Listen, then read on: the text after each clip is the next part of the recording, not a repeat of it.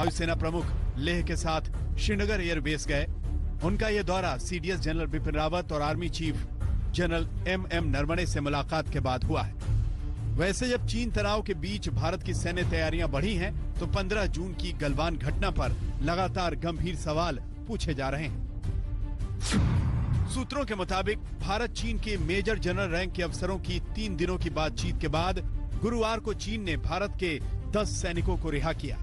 हालांकि भारतीय सेना और भारत के विदेश मंत्रालय ने गुरुवार को कहा था कि कोई भी भारतीय सैनिक लापता नहीं है। इस बीच चीन के विदेश मंत्रालय ने भी शुक्रवार को कहा कि किसी भी भारतीय सैनिक को चीन ने नहीं पकड़ा है।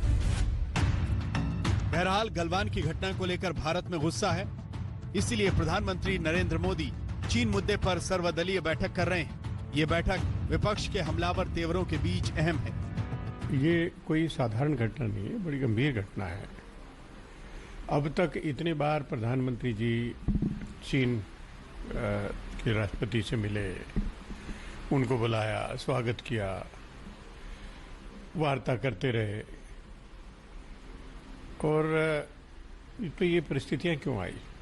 हमारी नीति कहीं ना कहीं तो फेल हुई है। पिछले अप्रैल के तीसरे हफ्ते से ये मुसलसल चीन की तरफ से गालवान वैली में, पोंगसोंग सू में, वहां पर चीन की फौज बड़ी तादाद में घुसकर करीब 4.5 किलोमीटर के करीब भारत की टेरिटरी को उन्होंने कब्जा किया है।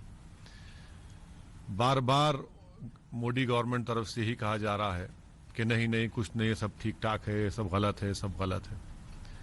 बाद में इसका इकरार होता है, क्योंकि जब सैटेलाइट के तस्वीर आते हैं, 6 जून को ये कहा गया कि डी एस्केलेशन होगा, डी एंगेजमेंट हो गया। अब सवाल ये पैदा होता है कि जब आप डी एस्केलेशन, डी एंगेजमेंट की बात करते हैं, तो फिर हमारे ये 20 सिपाही कैसे मारे गए? चीन के मुद्दे पर देश में सबका साथ, सबका विश्वास हासिल करना जरूरी है, तो दुनिया के सामने पक्ष रखने की भी चुनौती है। अमेरिकी विदेश मंत्री माइक पॉम्पियो ने गलवान में बलिदान हुए सैनिकों को श्रद्धांजलि दी है। दिल्ली से मंजीत नेगी और गीता मोहन के साथ आज तक ब्यूरो। तो आपको दिखाएंगे तस्वीरें लद्दाख के आसमान में किस तरीके से वायुसेना के विमान संकेत दे रहे हैं चीन को। भारत की तैयारी का लड़ाकू विमान दिख रहे हैं, हेलीकॉप्टर दिख रहे हैं, चिनूक और अपाचे की तैनाती वहां पर हो चुकी है। श्वेता सिंह मेरी सहयोगी वहां से लाइव हमारे साथ आ गई है, साथ ही शाहनवाज हुसैन बीजेपी से, अखिलेश प्रताप सिंह कांग्रेस से, सौरभ भारद्वाज आम आदमी पार्टी से, तौसीफ खान टीएमसी से, अजय आलोक जेडीयू से और राजीव राय हमारे साथ होंगे समाजवादी पार्टी से। लेकिन सबसे पहले श्वेता सिंह, सीधे सीधे लद्दाख के आसमान से ये कड़ा मैसेज एक चीन को कि 15-16 जून की रात उन्होंने धोखे से जो भी किया, हल्के में ना ले भारत को।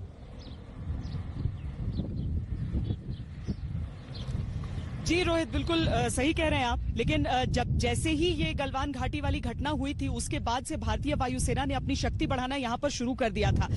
जिस दिन यहाँ पर मैं पहुंची 2 दिन पहले रोहित, उस समय से ही हमने देखा कि किस तरीके से नाइट सॉर्टीज भी, नाइट फ्लाइंग भी भारत की तरफ से की जा रही है। और उस समय चूंकि अपनी शक्ति को बढ़ाया जा रहा था, इसीलिए नेशनल इंटरेस्ट में बेहतर नहीं है कि चीन को तब तक पता चले जब तक हमने अपनी तैनाती पूरी कर ली हो। तो अब जब वायुसेना अध्यक्ष ने अपना दौरा पूरा कर लिया है, 2 फॉरवर्ड एयर बेसेस पर श्रीनगर और लेह से होकर वो लौटे हैं, यहां पर उन्होंने समीक्षा की है।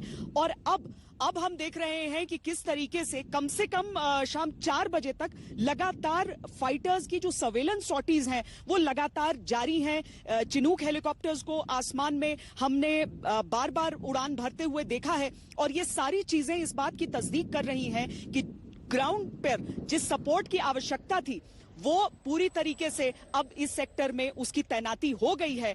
ऐसे भी ये एक ऐसा हिस्सा है, मैन और मशीन दोनों के हिसाब से, जहां पर चीन को थोड़ी सी अपनी क्षमता भी टटोलनी होती है, क्योंकि हमारे जो फाइटर्स हैं, हमारे जो पायलट्स हैं, चाहे वो चॉपर पायलट्स हो, ट्रांसपोर्ट पायलट्स हो, फाइटर पायलट्स हो, वो सब 22,000 फीट की ऊंचाई पर उड़ान और कोई सेना को नहीं करना पड़ता। जो यहीं पर आप एक तरफ निकल जाइए तो सियाचिन में वो फ्लाई करते हैं नुब्रा वैली से होते हुए, दूसरी तरफ